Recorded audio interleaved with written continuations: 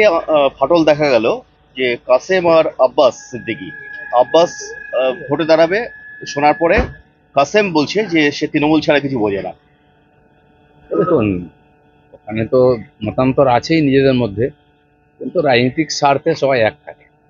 এখন টিএমসির কাছে গেলে ঘি মাখন পাওয়া যাচ্ছে, তো ওখানেই যাবে সব, যতদিন ক্ষমতায় আছে। তো সেই ক্ষমতাটা কেউ ভোগ করতে যায়, অনেক সুবিধা আছে ওখানে, যারা বঞ্চিত হবে তারা বিরোধিতা করবে। এই জন্য পারিবারিক ঝগড়া, সেটা এখন রাজনীতির ঝগড়া হয়ে গেছে।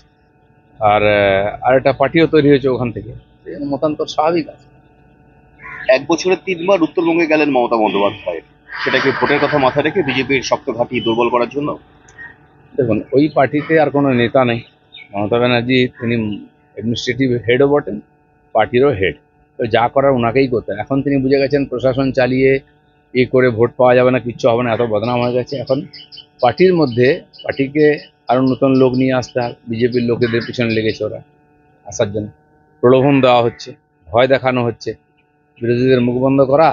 আর যারা যারা সোর্সফুল লোক আছে তাদেরকে কাজে লাগানো পার্টির জন্য, বা চমকে রাখা, যদি না জিতি তোমার সব চলে যাবে।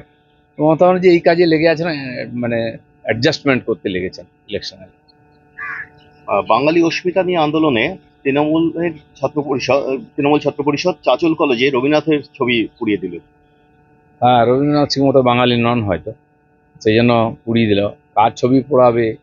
এখন তারাই একদিন হয়তো মমতা ব্যানার্জির ছবিও পোড়াবে।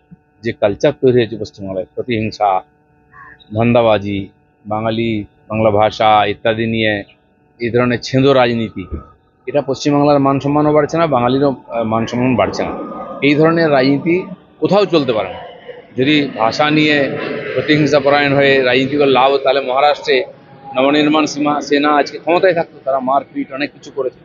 তো ভারতবর্ষের মানুষ বেসিক্যালি দেশপ্রেমিক, সারা দেশকে আমরা এক মনে করি। তাই এখানে চন্দ্রযান হলে আমরা গর্বিত হই, ভ্যাকসিন তৈরি করেছি গর্বিত, বিশ্বেতে আমাদের প্রধানমন্ত্রীর সম্মান বাড়ছে, দেশের তো সারা দেশের লোক গর্বিত।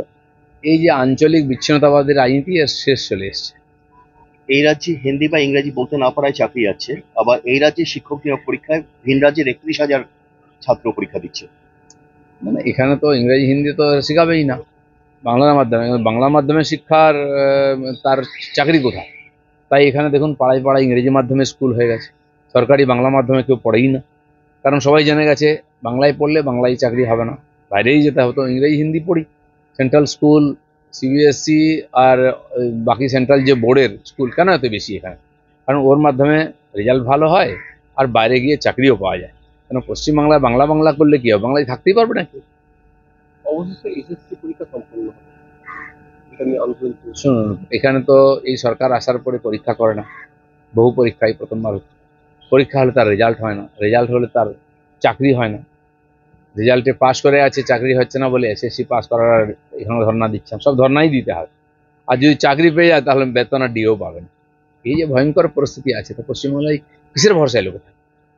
লর্ডস মোড়ে পুজোর ব্যানার লাগানো নিয়ে দুই ক্লাবের মধ্যে ঝামেলা, উঠে আসছে তৃণমূল কাউন্সিলরের নাম।